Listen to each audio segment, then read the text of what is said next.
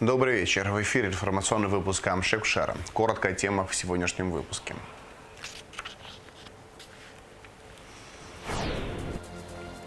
Совет молодых ученых при президенте провел круглый стол.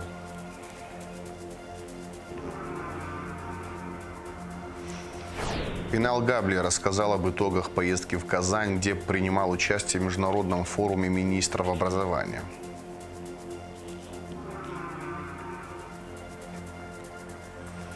Абхазское географическое общество, Институт экономики и права провели совместные исследования юго-восточной части республики.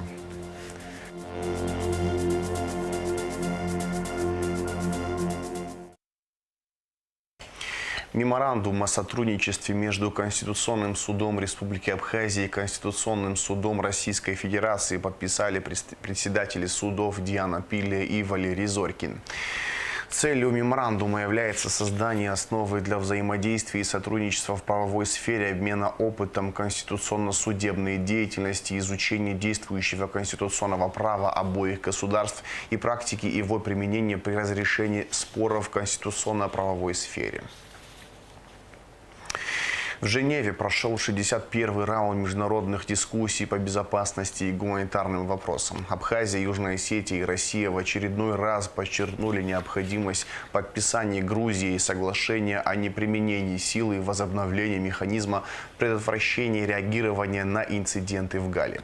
В свою очередь, грузинская сторона акцентировала внимание на случаях незаконного пересечения госграницы, а также на гражданах Грузии, арестованных в Абхазии по решению суда. Тбилиси продолжал использовать термин «оккупированная территория» и настаивал на том, что обязательства по неприменению силы должна взять на себя Москва. Второй темой переговоров были вопросы свободы передвижения жителей Абхазии и Южной Осетии, доступа к образованию и здравоохранению. Сухум предложил создать международную рабочую группу для решения проблемы поездок в другие страны по абхазским паспортам. Следующий раунд женевских дискуссий состоится в декабре. Совет молодых ученых при президенте провел круглый стол на тему «Источники по истории Абхазии». Историки, археологи и этнологи представили доклады о ритуально-мифологических источниках Великой Абхазской стене, предметах воинского быта, дореволюционных источниках по истории Абхазии XIX века.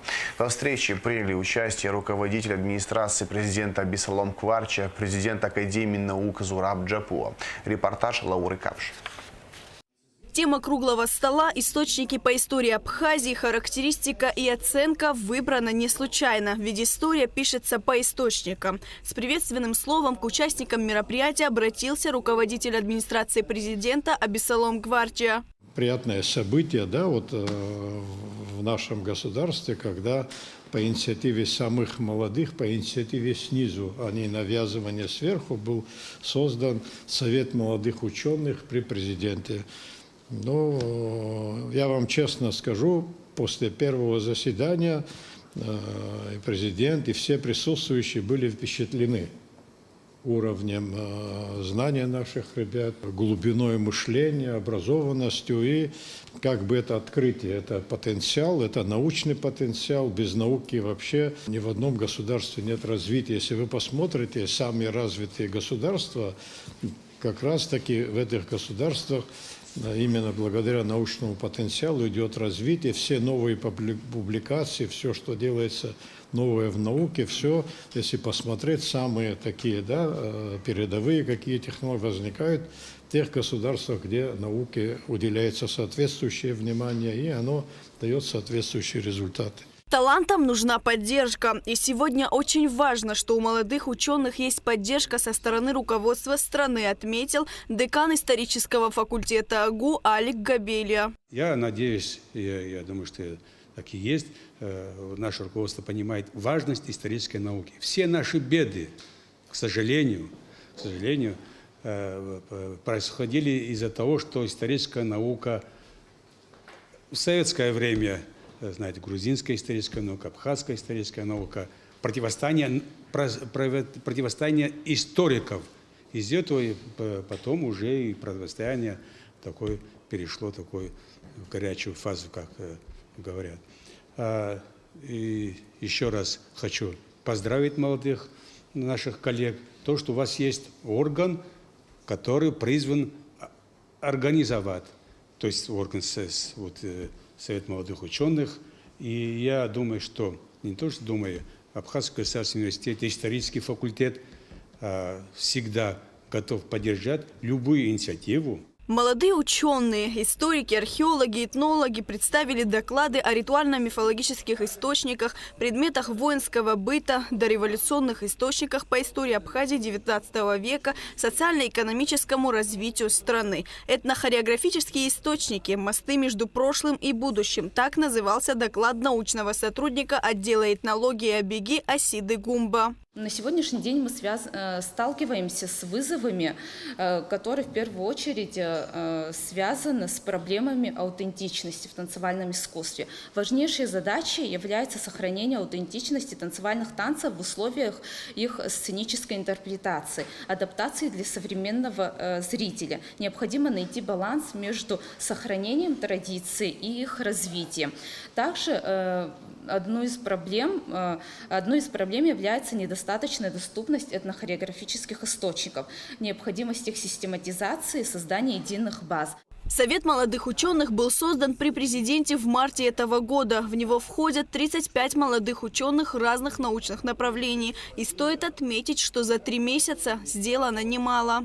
Нашим советом, получается, Комитетом юридических наук, они проработали, и рядом представители руководства Совета и Комитета экономических наук, были проработаны проекты соглашений, межправительственных соглашений в области науки. Этот проект соглашений находится в Академии наук и в нашем Абхазском госуниверситете для того, чтобы ведущие организации сделали свои определенные замечания, чтобы они были далее учтены. Это первое. Далее у нас была инициатива на первом заседании, которую мы озвучили президенту, инициатива, просьба, предложение о том, чтобы учредить президентскую стипендию для наших аспирантов, которые обучаются в Абхазии, так и за ее пределы, для граждан Абхазии. Таким образом, в результате предварительных переговоров утверждено, будут стипендии, как я понимаю, уже с начала нового учебного года. Стипендию президента будут получать все аспиранты, которые обучаются в АГУ и в Академии наук. Также выделено 10 квот для граждан Абхазии, которые обучаются за рубежом. Лаура Капшира Мукамке, Джамбул Чхапеля, Абхазское телевидение. Вопрос организации мероприятий к ввозу в Абхазию горных зубров из Российской Федерации обсудили на встрече у премьер-министра Александра Анкваб.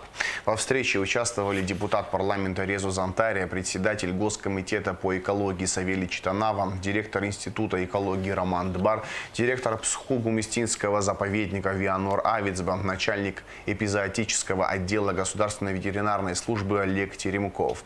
Идея реинтродукции зубров в Абхазии возникла несколько лет назад у Резо Зантария, а полгода назад Госкомитет по экологии направил в Министерство природных ресурсов и экологии России дорожную карту по подготовке к ввозу в Абхазию горных зубров из России.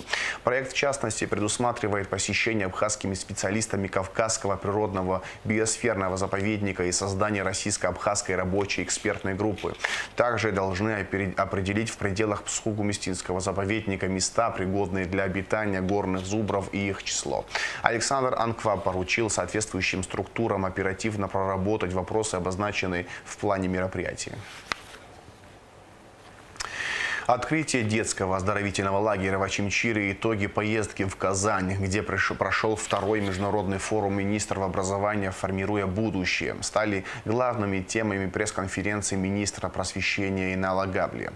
Встреча с журналистами прошла в инфоцентре президента Абхазии. Репортаж Ульяны Рожковой. Как известно, 10 июня стартовал второй международный форум министров образования «Формируя будущее», в котором принял участие министр просвещения Абхазии Инал Габлия. Форум собрал более 100 иностранных гостей, и 18 министров. Были обсуждены различные актуальные темы – от проблем дошкольного образования до внедрения в школы искусственного интеллекта. А ведь в наше время мир техники начинает преобладать, и современное поколение зачастую проводит больше времени в гаджетах. Такие IT-новшества уже активно развиваются в некоторых образовательных учреждениях республики. Реализация, мне кажется, в первую очередь зависит от самих педагогов. У нас практически во всех школах есть интернет, есть компьютеры, их надо периодически обновлять, закупать новые. Но это второй вопрос. Главное, чтобы учитель мог пользоваться этими технологиями современными, в том числе и искусственным интеллектом. Кстати говоря, мы провели недавно первый такой пробный курс повышения квалификации для учителей первой школы, и они, конечно, в полном восторге. Учителя, как говорится, с энтузиазмом освоили эту программу, им это в помощь.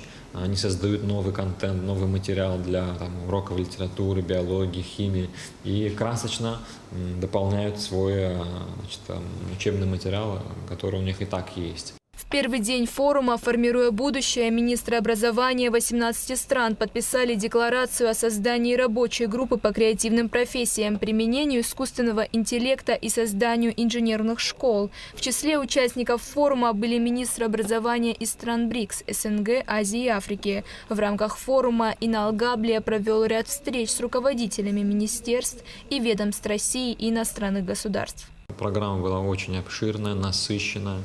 Было много двухсторонних встреч. Про встречу с Сергеем Сергеевичем Кравцовым я уже выше сказал. Мы обсудили широкий круг вопросов. Это и создание лагеря, и обеспечение нашей республики учебниками, и введение нацкомпонентов в эти учебники, повышение квалификации наших учителей. Вторая встреча очень важная состоялась с вице-министром образования Боливарианской республики Венесуэлы, госпожой Нэнси Ортонио Роха. Второй день форума мы обсудили наше сотрудничество, и они согласились реализовать эту возможность подписать соглашение. Еще одной новостью стал запуск детского оздоровительного лагеря на базе школы-интерната в Очимчире. Дети со всех районов республики смогут весело и активно провести летние каникулы, обрести новых друзей и получить яркие эмоции. Лагерь первый будет принимать 2 смены по 100 человек. Программа обещает быть насыщенной. При поддержке коллег из Российской Федерации были приглашены вожатые из российского лагеря «Смена». Люди, которые знают, как работать с детьми и имеют опыт в данной сфере. Мы в течение 2 недель будем принимать 2 смены по 100 человек. Это дети со всех районов республики, которые отличились в течение последних лет успехами в учебе, победами в конкурсах, хорошим воспитанием. И, соответственно, дети будут иметь возможность организовать такое самоуправление. На тема «Мир, в котором мы хотим жить», программа называется «Страна Апсна». И мы такую модель совместно с российскими коллегами предлагаем им внутри своего лагеря сделать. Различные министерства, ведомства, например, скажем, у них будет Министерство культуры, у них будут отдельные задачи, это будет отдельный отряд, будет Министерство по связям и массовым коммуникациям. И, соответственно, каждое направление ребенок выбирает сам или ему предлагают вожатые, исходя из его таланта, способностей, интересов. И будут, конечно же, конкурсы, будут экскурсии. Например, поедем в этнопарк Апсна. И, конечно же, я думаю, дети просто даже, как говорится, передохнуть в течение этой недели не успеют, потому что такая насыщенная программа. Также по поручению президента Абхазии Аслана Бжания Министерством просвещения завезена первая партия оборудования для спортивных площадок общеобразовательных учреждений республики. Начаты строительно-монтажные работы. В рамках первого этапа спортплощадки будут построены в Сухумском лицее-интернате, в Бомборской и Ишерской средних школах. Ульяна Рожкова, Алексей Гухава, Абхазское телевидение.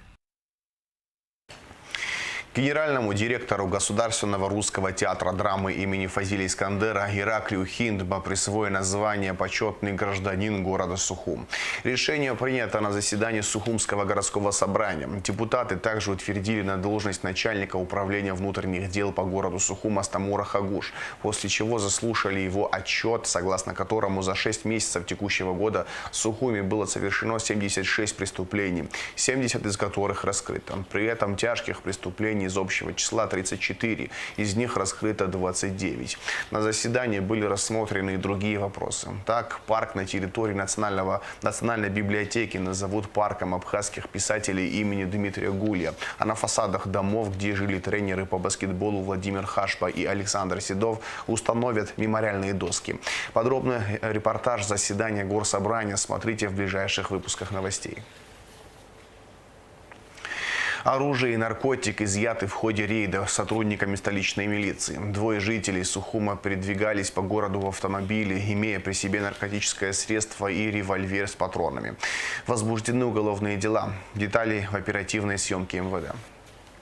В ходе проведения рейдовых мероприятий в городе Сухум сотрудниками уголовного розыска совместно с отделом ГАИ столичного управления внутренних дел был остановлен автомобиль марки Nissan Skyline под управлением гражданина Скимбатор Георгия Андреевича 2000 года рождения.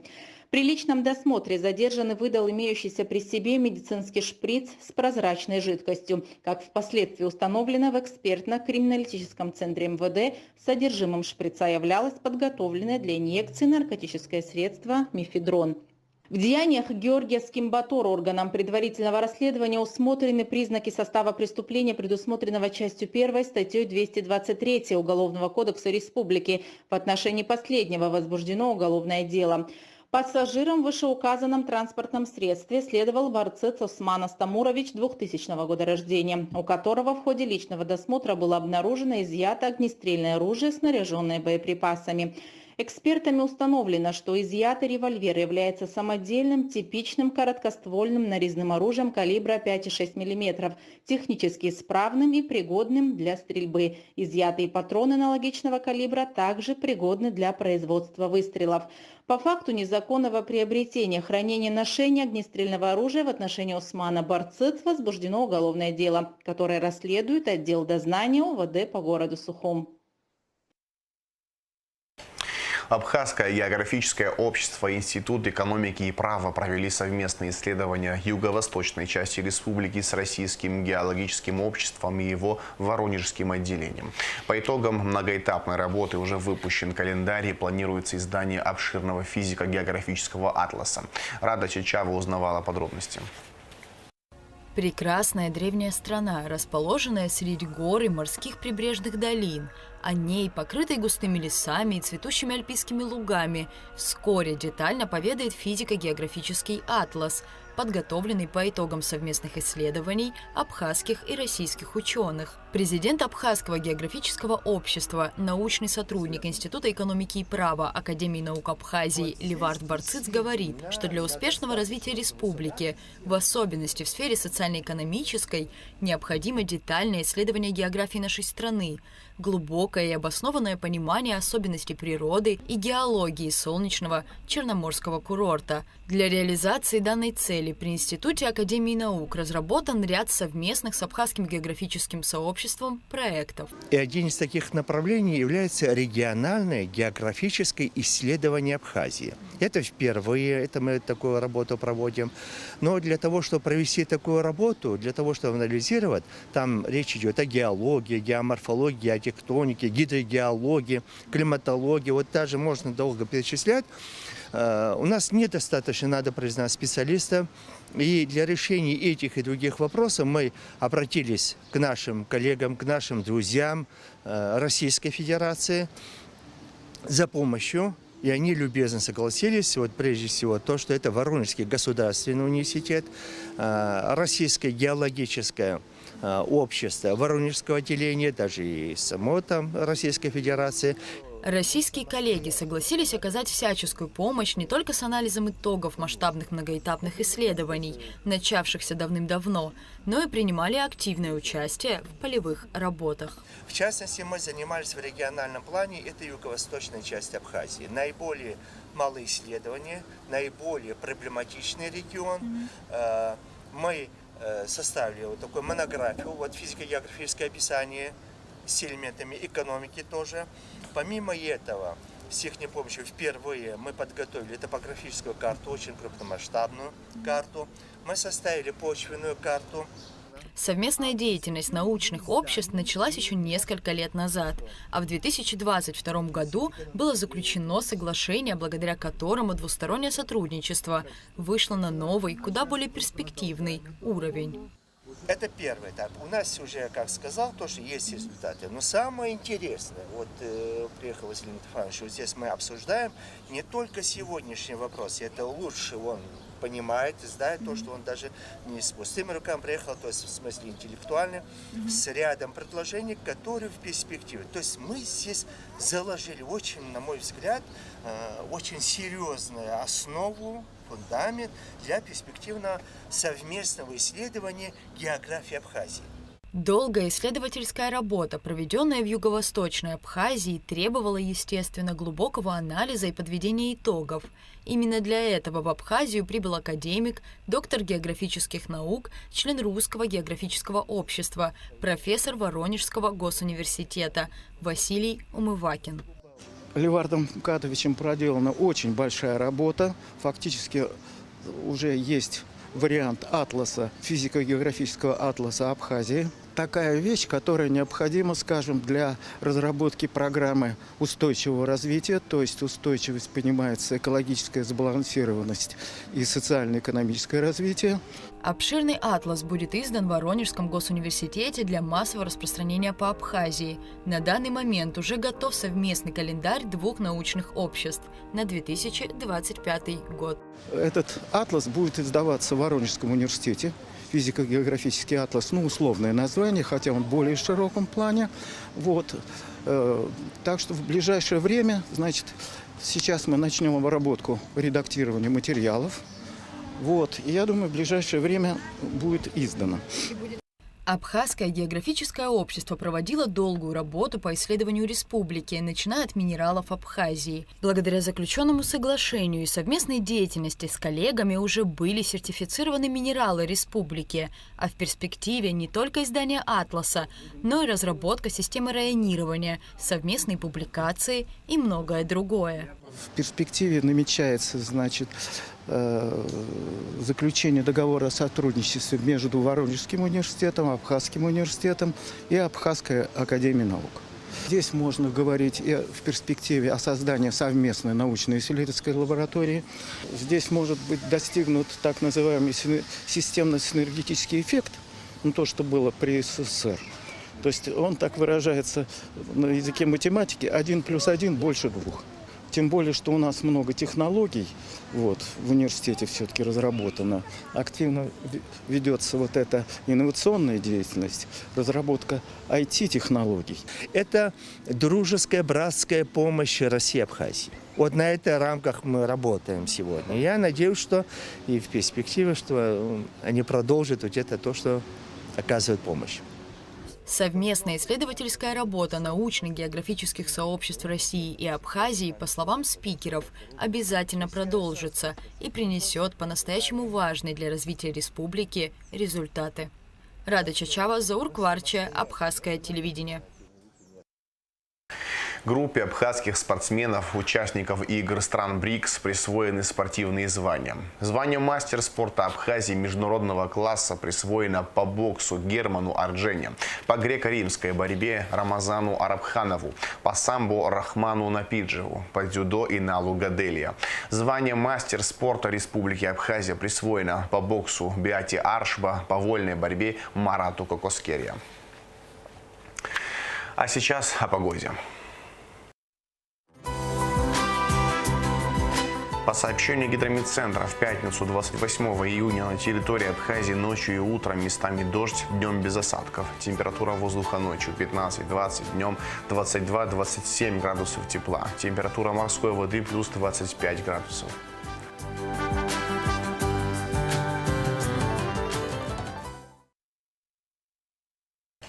Это все, что мы хотели вам рассказать. Всего хорошего. До свидания.